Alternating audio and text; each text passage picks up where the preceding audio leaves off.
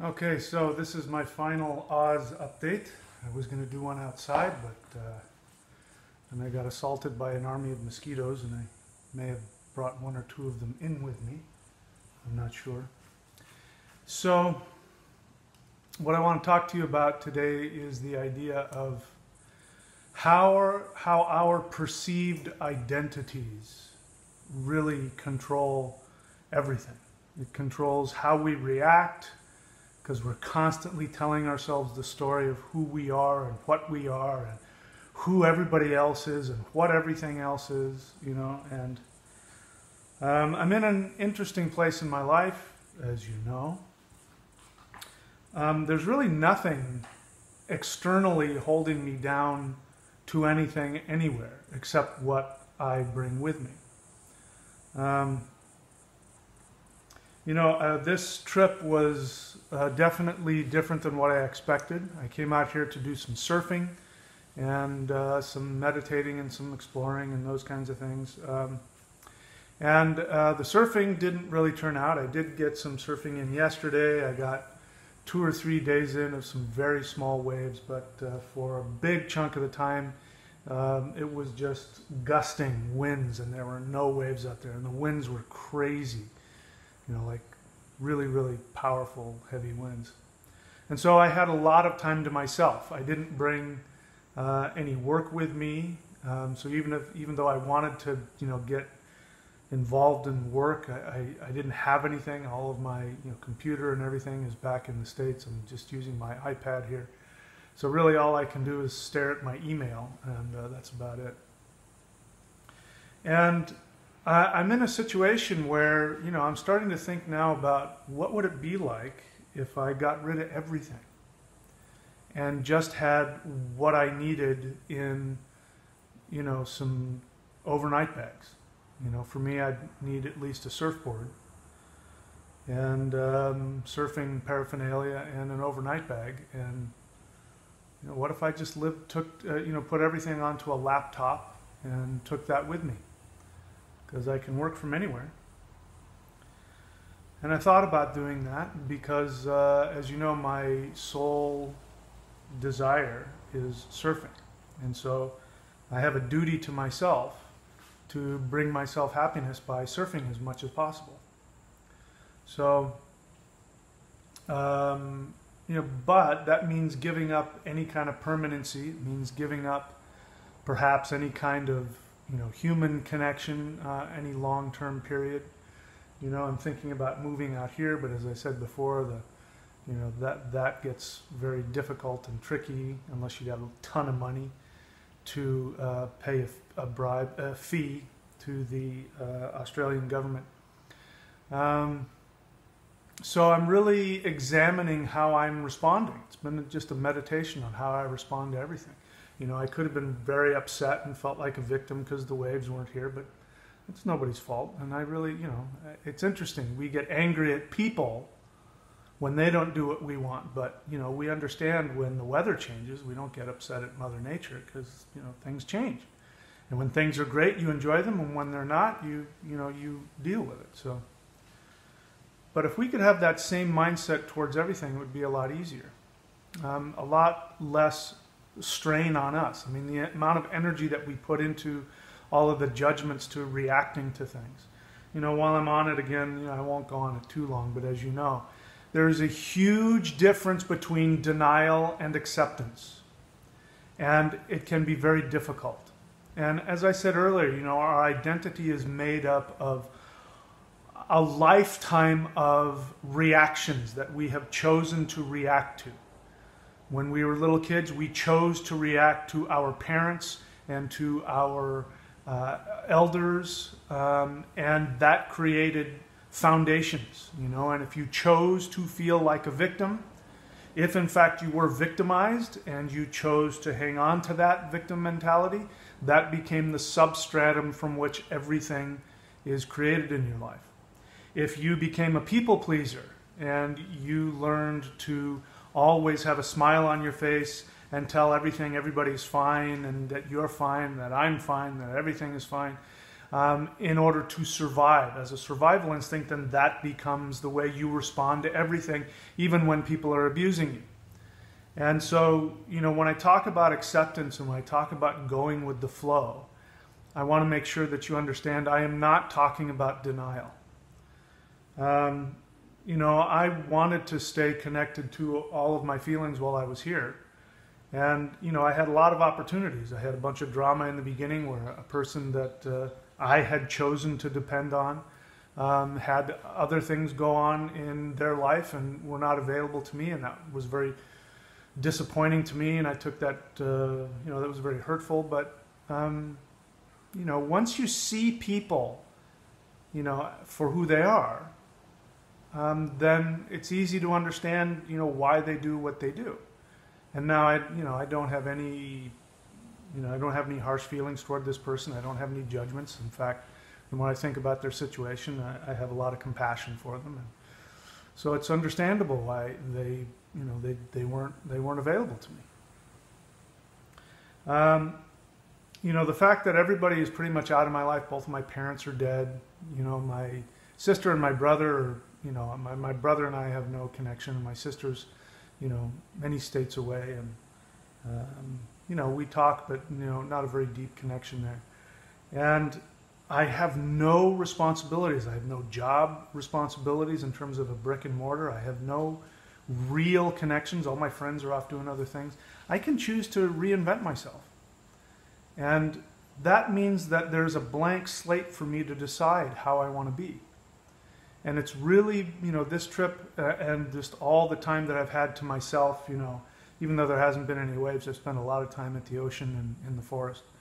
And even though all of that is going on, and the feeling of really feeling detached and disconnected, I'm in a foreign country, you know, I'm aware of things about national identity and, you know, all the stuff that's always in the back of our minds we don't really think about, that make up the substratum that we respond from.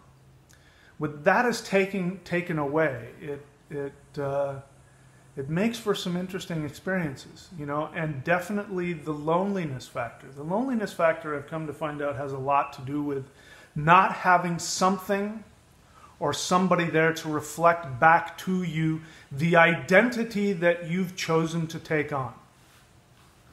You know, and when that's not here, you know, I find myself wanting to respond in certain ways. I go, where does that come from? That comes from how I was conditioned and how I have chosen to be. We take so much comfort in our identity. What if that identity is taken away? And again, I want to stress, this is, for me, a big difference. You know, I guess I'm responding because I hear a lot of, you know, new agey kind of stuff. You know, this is the kind of thing I'm talking about when I hear people wanting to go on trips on, you know, with power plants, or, you know, they want to go into emptiness meditation. And what they're really doing is they're running away from that identity that's fractured. They haven't resolved that identity. That is not spirituality. The kind of emptiness that sages talk about doesn't come from avoiding your true essence. It comes from resolving it. So you first have to face it and then resolve it. You know, I'm 55 years old. I've done a hell of a lot of work on myself. You know, and now that I have the luxury, because I don't have, you know, parents still alive, you know, and you don't realize how much that really plays on who you are. And even after your parents are dead, a lot of people are still plagued by whatever it was their parents told them. I mean, I could name off so many clients that I've talked to who parents are dead and their parents told them, you'll never be anything and you're nothing without me and you'll never make it. And they're still continuing to unconsciously fail in their lives, unconsciously, in order to please these dead parents who the soul has moved on. Those souls have moved on to something else. There literally is nobody there thinking about them in those negative ways. And yet we keep replaying those tapes. So I don't really have a real heavy conclusion about it. A lot of the work that I've done, you know, the ascension work has a lot to do with taking a look at that. And I want to continue to explore this idea of reinventing the definition of who I am. And that starts from going to a blank slate and then asking myself, what is it that I want? It's really important. What is it that I want? What is it that gives me joy? It comes from there. And then to be able to face the illusions of what it is you think you want, which is oftentimes what you think other people think you should want, and the things that you think you want based on your fear. If you have lack, most people, like a lot of the people who do the secret, which is only part of the true manifestation technique. They want to manifest mansions and cars and model wives and all of that, and or playboy rich husbands, and all those really are those coming from a fear of lack, a fear of not having enough. And you think that's what you want, but it isn't. But once you get everything, your physical needs taken care of, then what is it that you want? By the way, that's why people are poor. And again, I'm not judging about money. I could care less. Poverty has nothing to do with how much money you have. It has to do with whether or not you're...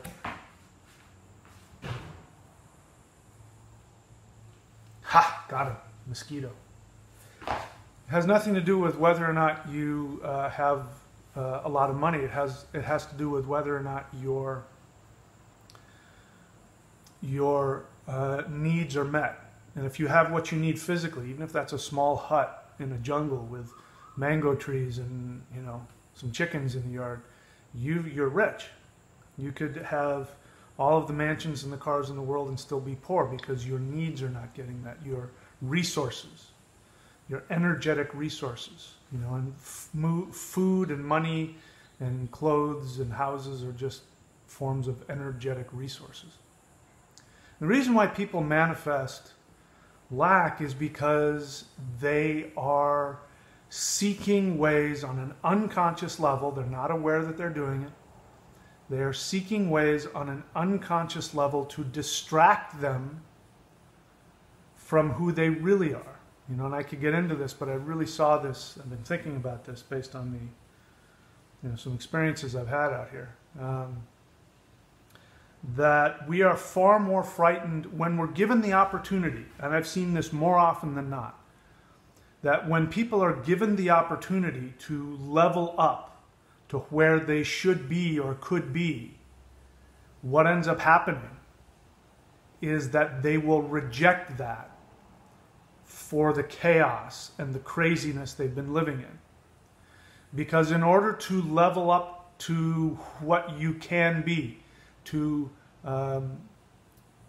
evolve to the next level of your true essence, if you want to put it that way, you have to face the pain of all of the tragedy and all of the misery and all of the dysfunction that you've gone through. And that's very painful. And so the pain of the misery of the poverty and the chaos and the loneliness and the pain and whatever it is more tolerable than the pain of dying to who you think you are, your identity. You're this screw up, you're this, you're that, whatever it is that you think you are. And so I'm kind of in that, and I don't know where I'm going to go. I don't know what I'm going to do. I get to go back to my house in Southern California, and I've got a beach there and I've got waves there. I've now decided I like this place better. But what if I didn't live anywhere?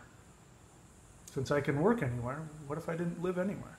What does that make me? Well, especially if I don't have connections, if I don't have like a steady like friends or relationship, what would happen to me? Don't know if I'm going to do it or not. I would like to have all those things, but it's got me thinking about it. So anyway, that's my last update here in beautiful Queensland, Australia. I'm heading back tomorrow morning. Beautiful 12-hour flight back to Southern California. I get I get another day. I get to gain a day that I lost when I came here. And I'm looking forward to getting back to everybody and working with clients again and making videos again. So That's it, my friends. I'll probably have a lot more to say when I get back and have a couple days rest, and get to really look back on this, and probably be working on this idea of eradicating the false identity and what that means, and going to that place of emptiness, the emptiness of the soul, where you can literally decide who and what you are. And that sounds so simple, but it's not. I should say it sounds so easy, but it's not. It is very simple, but it's not easy. So anyway, that's it for me. I will talk to you guys in probably a couple of days. All right. See you later.